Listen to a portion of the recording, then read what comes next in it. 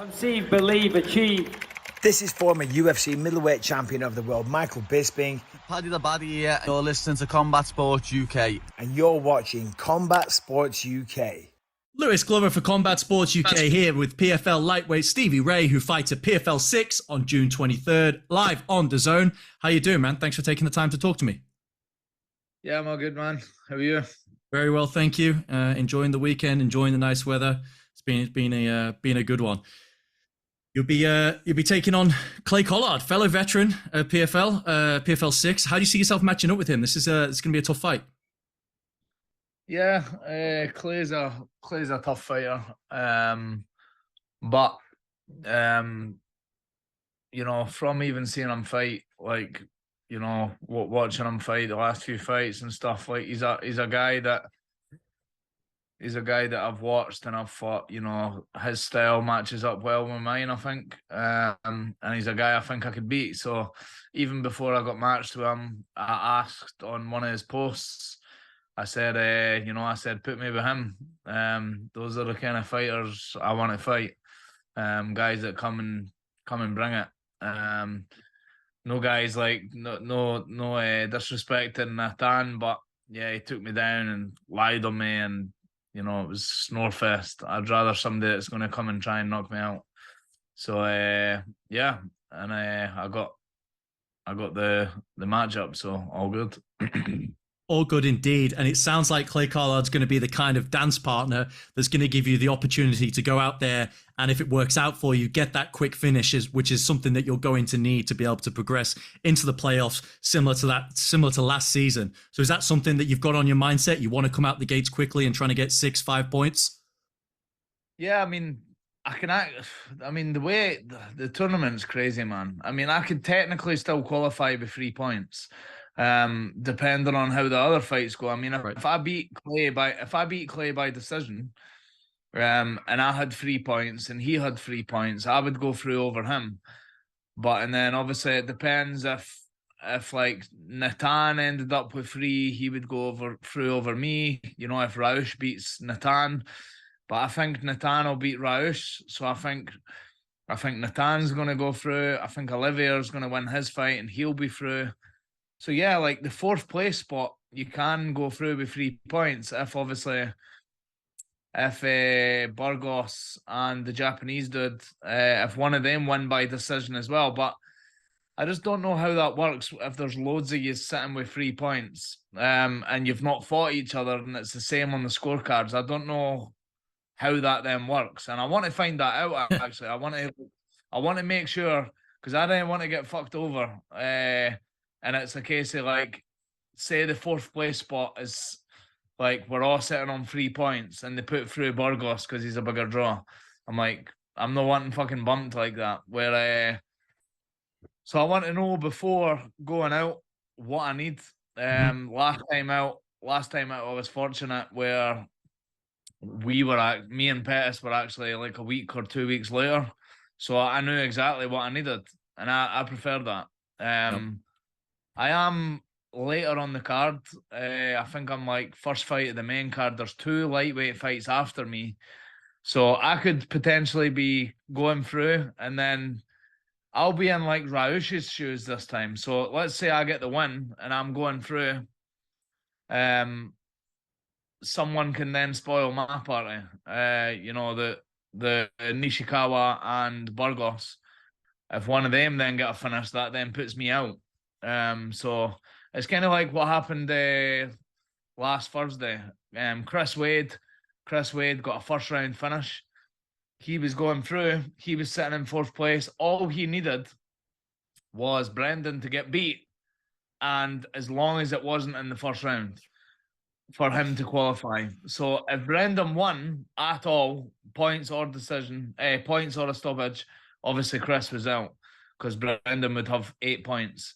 And then Brendan gets knocked out in the first round, or TKO or whatever, and then the other guy qualifies because he's got 6 points, and it's a quicker finish than Chris Wade's. So it's just crazy. I mean, to give myself the best chance, it's obviously go out there and try and fucking get the finish. So yeah.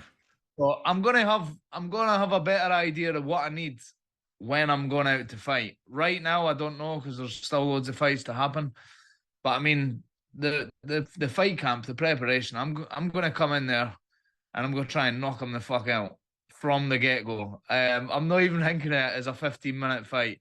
It's gonna be just a fight. I'm gonna come and finish, or try and finish, and I'm sure he's the sort of dance partner that it'll make it exciting. So yeah, I'm looking forward to it.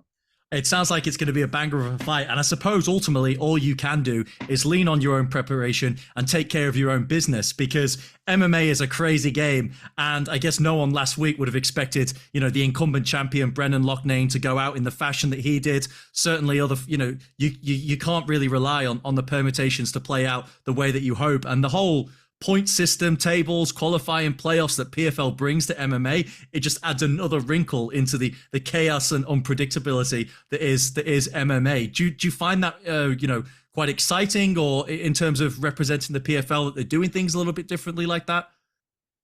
Yeah, I mean, it is exciting. It's obviously last year I lost the first fight as well. I lost the first fight this year, and so that's obviously I've not given myself a great chance, but there is still a chance. Yep. So that's what I like about it. I've still got a chance. It makes me hungry and to go out there and try and get a finish. It makes it exciting for the fans. I think it's genius what PFL have done. This system. The one thing I would say is it's tough as fuck. Yeah. This is fight number 6. Fight number 6 in like a year and a half. So it's fight camp after fight camp after fight camp. So yeah, it is really tough on the body. But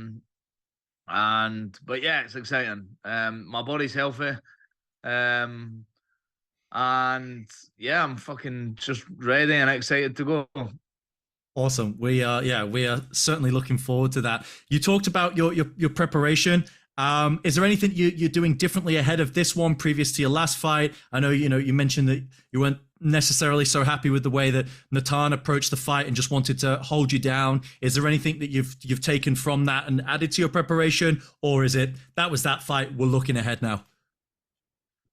Yeah, don't get me wrong. Natan did try and finish me, tried to submit me and stuff, but so he never just held me down. But it was frustrating for my part. I should have tried to get to my feet more. I kind of played jiu-jitsu, tried to, I did what I could. He was strong as fuck. Mm-hmm. He felt strong, he felt solid. Fair play to him. He was the better man on that night. I've went back, worked some of the stuff that I should have done. Even though I doubt Clay will try and take me down, I've got to prepare just in case. He's an MMA guy, and you never know. Sometimes when you get cracked in the face, Clay might shoot. I watched his fight against Jeremy Stephens. He tried to take Jeremy Stephens down a couple of times. It's an MMA fight, so you just never know.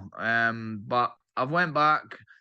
I've worked at, getting back to my feet from guard, if jiu-jitsu isn't working. And yeah, just same as last year, like learn from my mistakes. When I got beat off Martinez, I made sure I went and worked back in the gym, rectified the problems, and then came back. And obviously I still made it to the final. So yeah, pretty much I'm hoping to do the same again. It's in Atlanta again, same arena.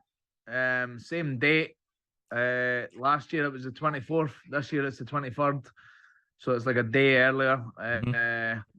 But yeah, pretty much just everything's the same, different opponent. And I'll be looking for the same result. Excellent. We're certainly looking forward to seeing that fight take place. And you've been sharing some photos and snapshots from the gym in your preparation with a great stable of teammates you have there at Higher Level MMA. We saw that your teammate Mark Ewan was able to get a fight, and he signed with Bellator. How's he been looking in training, and how much of it lift to the gym to get another one of your guys to one of the top level MMA promotions?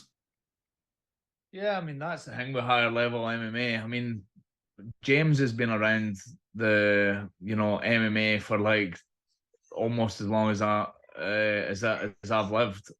He's been doing martial arts his whole life. He's a great coach. He's obsessed with it. So we've got guys coming up for down south to come and train with us, which is great. You know, we get training partners coming up, different bodies. But even at the gym alone, like people, you know, they're always saying we should go down there as well, but there's no reason for us to go down there. I mean, the reason they've got good bodies down there as well, but some of them are coming up because they want the better coaching, or maybe they've got the good coaching, but they want the good training partners. We've got both. James is an excellent coach. We've got the training partners. We've got the different bodies. I mean, people will look at the gym and they'll see guys like me, Danny Henry, Paul Craig, that are all training under the same roof, but there's fucking other killers in that gym that are fucking that give us a hard time. Sean Clancy being one of them. He's just turned pro, and yeah, he pretty much fucking beats me and Paul up. You know, Paul, he's just turned pro. He's only, I think, 19, or he's maybe 20 now. And yeah, he's like the hardest round in the gym. He's a big guy as well. You know, he's like he's gonna be pro welterweight. He's had a couple of fights at middleweight, but there's guys like him you've never, like, that nobody knows about yet. There's Mark Ewan, obviously that's rising prospect, just signed with Bellator. He's 4-0. He's young, he's athletic. So there's him. There's Dylan Took, who's just signed with PFL. He's in the European series. He's a fucking beast as well. Absolute nightmare. He's doing the tournament at lightweight, but he's originally a featherweight, so he'll probably do the featherweight international tournament, you know, when he qualifies for that. But I reckon he's going to win the tournament this year, the European one. And yeah, there's fucking loads more. There's Kunle and Tunde, the brothers. Kunle just got a big win. He's still amateur, but again, fucking smashes all of us on kind of any given day. And yeah, Lorenzo as well. Give him a shout out. Fucking Lorenzo, young up and coming fighter. Still an amateur, and some of my hardest rounds. So, I mean, I'm sure it's the same with every gym. You know, they've got loads of different killers that people haven't heard about. But higher level MMA is people coming from all over the country to come and train there, and as well as down in England and stuff. So. Yeah, this also sounds like the young talent coming through is keeping you old boys, you and Paul on your toes and driving you every day. I'm fucking 33 now. Not getting any younger. It's hard to try to keep up with these young guys. It's crazy because, like, when I first started, there's like nobody competing at the same level. There's nobody competing at the level I am that when we first started training. I'm the only fucking fucker that's still hanging around. You know, there's some that are still training. My teammate Justin Flanagan, you know, he was even at higher level before me, but he's not really obviously competing at the level that I'm competing at. But yeah, it's fucking hard, man. MMA is brutal. And that's why, you know, this is probably my last year. So I'm gonna go out and fucking give it everything. Hopefully go out with a bang and with a nice big check in your bank account to reflect that as well. Yeah, that's it, man. I've been doing it for 14 years. 14 years, I think 12 or 13 years as a professional. The amount of sparring and fights and yeah, my brain's ready for a new career. So yeah, last push. I'm gonna give this next fight everything and take it from there. Brilliant. Well, of course, we don't want to chase you away too soon, but do you have any idea what you'd like to transition to post-fighting career? So I've thought about a few things. I actually, like, strangely ended up applying for the police. But yeah, I passed everything and got declined for having a criminal record from when I was younger. So yeah, got thingied that. To be honest, I've got my own gym still. It's kind of surviving just. I've not really been there a lot the last year and a half because of the PFL tournament.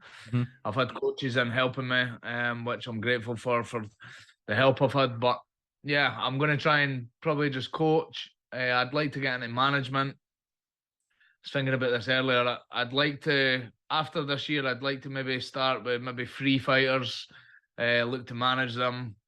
With the experience I've had, I know what a fighter's looking for. You know, in the early stages, they're wanting some free shit. They're wanting free supplements. They're wanting free training gear. That's going to save them money. And then obviously, as you go up the ranks and stuff, you're looking for some maybe cash sponsors and then obviously the right fights and stuff. So yeah, I'd like to get into management. Yeah, that's probably it. Just keep it like, obviously I've got personal training that I could do, teach people. I would quite like to get into like the psychology kind of stuff, like changing people's behavior, troubled kids, helping them, because I feel like you're always passionate about stuff that's happened in your life. Like that's what you end up passionate about, I think. And obviously I was a troubled kid. I was going down all the wrong paths. I spent a wee bit of time in prison before MMA. I was getting in trouble with the police. And then MMA changed my career, changed my life, sorry. So I'd like to try and do something like that. I don't know where to start with that though, but yeah, that would be cool as well. Definitely. I mean, it sounds like you have a ton of both professional MMA experience and life experience that it would be a shame if you don't get the opportunity to impart on the up and comers. So yeah, we wish you the very best with your career transition when it happens. But stepping away from the cage, and you've been very, very generous with your time, but it would be remiss of me to not get an update from you on your daughter Myla's health, how everything's going with her. Of course, the MMA community sort of came together and became aware of your and your wife Natalie's struggles, what you've been going through, the operation that Myla was going to need. So if you could just give us an update on how she's doing, how your family's doing, and sort of what the future's looking like for Myla. Yeah, so obviously the last few months was a wee bit of a struggle, like mentally and stuff, and not knowing what was going to happen. But Myla, since the surgery, she's what, 24th of May it was, so she's, I think, about 3 weeks post surgery. She's doing great. I mean, it ended up all positive. Like, it's one of those ones where she's she's just doing that well that it's hard to.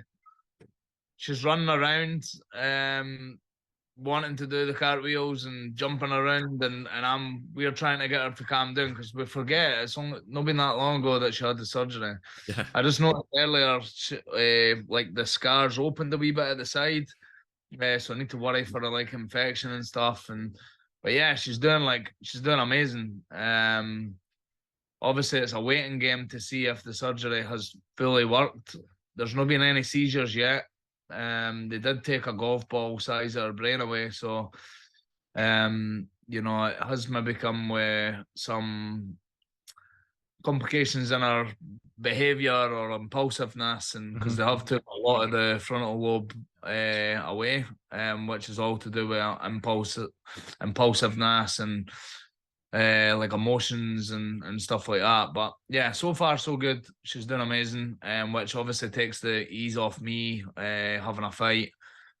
I've been able to go and do what I need to do still. And Natalie's grandma came over and helped. You know, for the past 3 or 4 weeks, she's been there helping, and obviously I've been there when I'm here, but you know, I've been in the gym a lot training. And but yeah, so far so good. Great. That's fantastic to hear such positive news. How difficult was it for you, obviously training for the OAM fight and your most recent fight with all of this hanging over you? I know, you know, people say that fighters perform their best when everything in their personal life is okay. That must have been extremely difficult to turn up to training and try and shut out everything that was going on. Yeah, the OAM fight was tough. I mean, I got told 5 weeks before that fight that Myla needed brain surgery. So that was a big shock. We never expected that at all. The appointment we never even knew there was anything wrong with her brain apart from like the epilepsy. But we found out that you know, they found a lesion on the MRI. They suspected it to be a cortical dysplasia. type 2. They've took that part of the brain away. It's away getting examined to make sure it's not like a tumor or anything else. They do think it's a dysplasia, so we're waiting to hear back the results from that. But yeah, that was a big shock and devastating.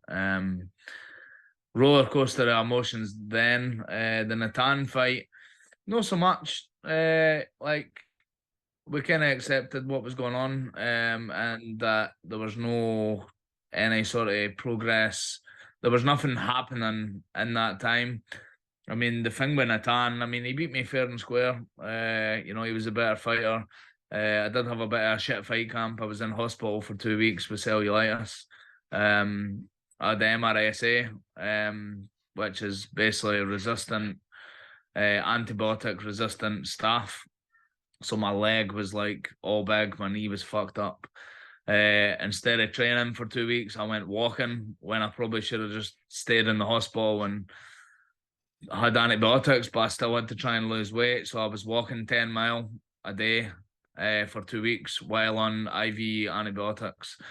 They pumped about 3 or 4 different antibiotics through my body because, again, they never found out it was MRSA until they got a swab of the pus, basically, of the infection, which was near the end of it. So they gave me all these other antibiotics.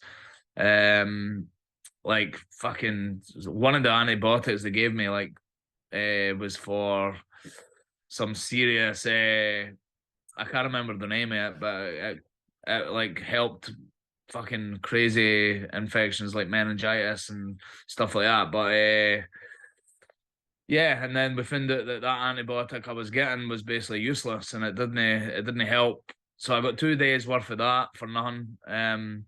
To then find out it was MRSA, and then obviously that's when they were able to give me the antibiotic that actually helped. And we've seen a quick progress after that. But yeah, 2 weeks I was in the hospital. This was a month before the fight. So no ideal, but I accepted that, you know, I just got beat. He was a better man. Fair enough. Fair enough. Well, Stevie, we'll wrap things up here. You've been very generous with your time. I really appreciate you taking the time to talk to me.